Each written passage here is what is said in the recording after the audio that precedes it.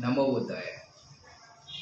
మిత్రులారా, ప్రకృతి మాత నిర్దేశించిన ఆయుష్ ప్రకారం మనుషులు జీవించకపోవటానికి కారణం 3 రకాల డిసీజెస్ మానవులకి రావటం వలన ఆయుష్ ప్రకారం జీవించలేకపోతున్నారు.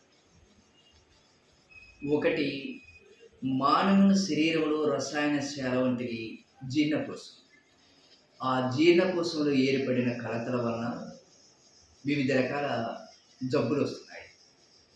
రెండవది, మలమూత్రాలు, into the tubular fluid.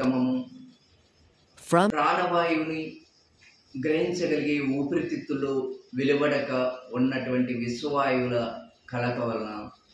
మూడవది, సరైనటువంటి నిద్ర విశ్రాంతి వలన వచ్చే శక్తి, దాంట్లో ఏర్పడేటువంటి కలత అంటే సరైనటువంటి నిద్ర విశ్రాంతి లేనితనం.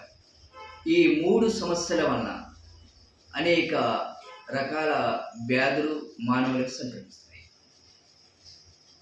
దీన్ని డీజనరేట్ డిసీజెస్, 2 సైకోమాజస్ డిసీజెస్, 3 ఆటో ఇమ్యూనిటీ డిసీజెస్, ఈ 3 రకాల కేటగిరీలుగా విభజించడం జరిగింది.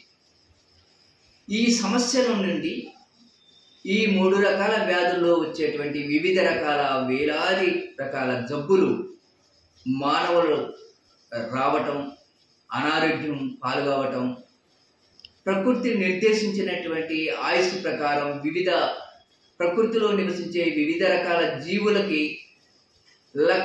లాగా జీవించకపోవటానికి కారణం ఏమిటి అనేది ఆలోచించుకోవాల్సినటువంటి అవసరం ఉంది. దీనికి శ్రీ శ్రీ గౌతమ బుద్ధ ఆరోగ్య దీక్ష కార్యక్రమాల ద్వారా సిద్ధార్థ ఆరోగ్య కేంద్రం హైదరాబాద్ వారు వివిధ రకాల చికిత్స మార్గాలని ప్రజలకు అందించడానికి సిద్ధంగా ఉన్నారు.